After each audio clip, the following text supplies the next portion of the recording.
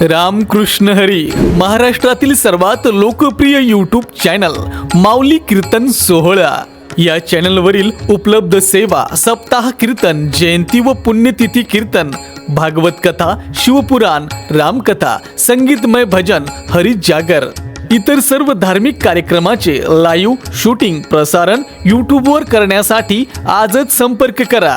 Channel प्रमुख श्री गणेश चोपडे पाटील आणि श्री कृष्णा चोपडे पाटील. कोणालाच कळत नाही अखंड हरिनाम सप्ताह, कारण 200 वर्षापूर्वीचा इतिहास आहे. या सप्त्याला आतापर्यंत कोणीच सांगू शकत नाही की 200 वर्ष झाली, 150 वर्ष झाली. कोरोनाच्या काळामध्ये सुद्धा आमचा छोटासा सप्ताह गावातल्या गावकरी मंडळीने केला. आमच्या गावातली भजनी मंडळी वरिष्ठ म्हणजे विनायक आपलं श्यामराव बापू, ज्येष्ठ भजनी, त्याच्या अगोदर निबाजी बापू होते, त्याच्यानंतर पिढी चालणारे विनायकराव मगर, त्याच्यानंतर आता नाना महाराज, पंढरी महाराज, बरेच म्हणजे इथून सुरुवात आहे. यावर्षी विशेष वाटते मला की महाराष्ट्रातले ख्यातनाम कीर्तनकार, वारकरी परंपरेतले कीर्तनकार तुम्ही गेले. यामागचा नेमका नाही असं तुम्हाला वाटते, पण आमच्या प्रत्येक दरवर्षीच असं सप्ताह राहते. नामवंत कीर्तनकार महाराष्ट्रातले येतात आणि विशेष म्हणजे महाराजाला भटणारे. एकदा जर महाराज जर आले तर संभाजी महाराजांना तुम्हाला अनुभव सांगितला, अशा बरेच भटण्याला अनुभव एकदा जर आले तर त्यांना इथं हमेशा वाटते, कारण संजीवनी समाधी आहे. आणि प्रत्यक्षात म्हणजे बरेच लोक असे सांगतात की इथं आज बी आमच्या गावामध्ये जर कोडं जर भांडणं जर झाली, झगडं झाला, तर खेमपुरी महाराजापुढे कोणीच खोटं बोलू शकत नाही. भांडणं मिटवायला मला पोलीस स्टेशनची गरज नाही. मंदिरासमोर जर आलो आणि खोटा माणूस कधीच म्हणणार नाही माझं खरं आहे म्हणून, इथंच निवडा होऊन जाते. विशेष म्हणजे मुडेकर महाराजांचा दरवर्षी काल होतो. यामागचं काय होईल? मुडेकर महाराजाचं कारण, मुडेकर महाराजाचं काला होण्याचं कारण एक आहे की मुडेकर महाराज मारुतराव महाराजांचे शिष्य. आज मी जे काय आहे तोडकं मोडकं जे गायन करतो, वास्तविक पाहता सुरुवातीपासून म्हणजे जेव्हा मी इथं म्हणजे 5वीला असं आहे का नाही, जेव्हा 5वीला होतो त्यावेळेस श्री शिवाजी मामा उंडेगावकर यांनी इथे संस्था म्हणून थोडक्यात आणून ठेवलं आम्हाला. आणि ते 2-3 दिवसच आले सुरुवातीला फक्त. आणि त्यानंतर 1 वर्ष पूर्ण मग त्यामध्ये सर्वच गावकरी ग्रामस्थांनी आम्हाला 1 वर्ष मधुकरी मागितली आम्ही, आणि स्वतःच्या मुलासारखं आम्हाला सांभाळलं गावकऱ्यांनी. आणि तेव्हापासून मग त्याच्यानंतर काही दिवस मग गावी गेलो आणि तिथून मग डायरेक्ट आपलं आळंदीलाच गेलो.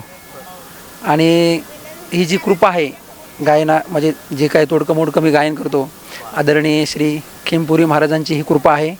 आणि त्यानंतर मग आळंदीला गेल्याच्यानंतर मग तिथे श्री पंडित विष्णुबुवा सोळंकी गुरुजी व आदरणीय अभिनव गंधर्व खंडाळकर गुरुजी यांचं मार्गदर्शन लाभलं. आणि नंतर मग जे काही रागरागिणी असेल हे थोडं थोडं कळायला लागलं. असं खेमपुरी महाराजांची सर्व कृपेमुळे झालं. हो, खेमपुरी महाराजांची कृपेमुळे सगळे झालं सुरुवातीपासून. उर्वरित जेव्हा इथं सप्ताह होईल तुम्ही इथं येणार? हो, नक्कीच की नक्कीच. शेवटच्या श्वासापर्यंत. कारण की माझंही गावकऱ्यासोबत प्रेम आहे तितकंच, आणि गावकऱ्यांचंही माझ्यावर प्रेम आहे. आज जे महाराष्ट्रभर तुमचं नाव आहे फक्त इथल्या कृपेमुळेच आहे, महाराजांमुळंच. हो, महाराजांची कृपा आहे आणि गावकऱ्यांचं प्रेम. आज जेव्हापासून म्हणजे जवळपास त्या गोष्टीला 20 वर्षापासून मी जवळपास दोडगावमध्ये कार्यक्रमाला येतो. मधल्या काळामध्ये मग सुरुवातीला आम्ही 7 दिवस असायचो आणि नंतर मग काही दिवस 2-3 दिवस असायचो. आणि पुन्हा आता नंतर गावकऱ्यांनी पुन्हा 7 दिवसाची सेवेसाठी आम्हाला इथे पाचारण केलं. हे उपकार गावकऱ्यांचे आणि आदरणीय खेमपुरी महाराजांचे आहेत. हे गाड्या ओढण्याची प्रथा जी आहे किंवा इथं तुम्ही कुस्त्याची दंगल घेता, हे काय केव्हापासूनची? ही जुनीच परंपरा आहे आमच्या गावची. गाड्या ओढण्याचं कारण म्हणजे कसं आहे, काही लोक नवस बोलतात, एखाद्याला मुलगा नसेल किंवा व्यवसायामध्ये प्रगती, एखाद्या वेगवेगळ्या गोष्टी असतात. म्हणजे जसं आपण नवस बोलतो आणि नवस बोलल्याच्या नंतर त्याचा जर नवस पूर्ण झाला, आणि नवस बरेच जणांची पूर्ण झालेली आहेत, त्याच्यामुळे गाड्या ओढण्याची एवढी मोठी परंपरा आहे. आम्हाला म्हणजे जवळपास 50 एक ते जे नवरदेव म्हणतात त्याला आपण नवस करतो त्यांना ते गाड्या ओढतात, ते जवळपास 50 एक नवरदेव असतात ते, तर त्यांना ते गाड्या ओढण्याचा आमचा संध्याकाळचा कार्यक्रम असतो. त्या गाडीमध्ये लोक बसतात तरी गाडी हो ओढल्या जाते. म्हणजे ते एक दैवी शक्ती असणार आहे. ते शिव ते एवढं शक्य नाही, कारण गाडी एका माणसानं ओढणं शक्य नाही ना. ही परंपरा म्हणजे आता जवळजवळ 2 पिढ्या होऊन गेल्या. तुमच्या अगोदर? हो, आता ही 3री आहे माझी. याच्यानंतर पुन्हा पुढं चालत राहणाऱ्याला याला काही खंडन पडणार नाही. खेमपुरी महाराजांचं नेमकं काय आहे? कसं? महाराजाची जिवंत समाधी आहे. म्हणजे त्याने स्वतः हातानं बांधून घेतली आणि त्याने समाधी लावून घेतली. गावकऱ्याला सांगितलं शिळा लावून घ्या.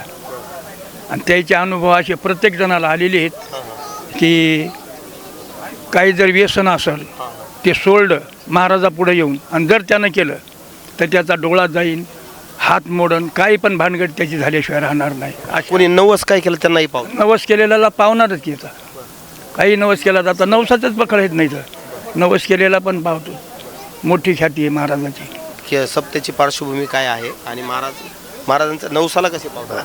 कसं आहे ते आता पार्श्वभूमी म्हणजे सुरुवातीपासूनच संप्रदायामध्ये आमच्या गावात म्हणजे थोडं नामांकित गाव आहे आणि श्री संत क्षमपुरी महाराज म्हणजे समाधी जीवन समाधी संजीवन समाधी आहे. त्याचा बी अनुभव प्रत्येक असा लागेल की ते जे बांधकाम जे कळत होतो आम्ही मंदिराचं बांधकाम त्यावेळेस पिल्लर असं काम करतो ना खोडण्याचं तर त्यावेळेस खाली शिळा लागली.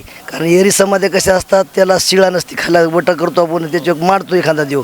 पण महाराजाची जी समाधी ती खोदकाम करताना त्याला शिळा लागली. ह्याच्यात त्याचा अनुमान असं निघालं की ही जे लोक आपण म्हणत होतो की जीवन समाधी संजीवन समाधी असं अनुमान निघलं. आणि त्यातले त्यात थोडा परत ते की चमत्कारच आहे. जे माणूस महाराजापाशी जे काही करील तर त्या माणसाला महाराज पावतातच.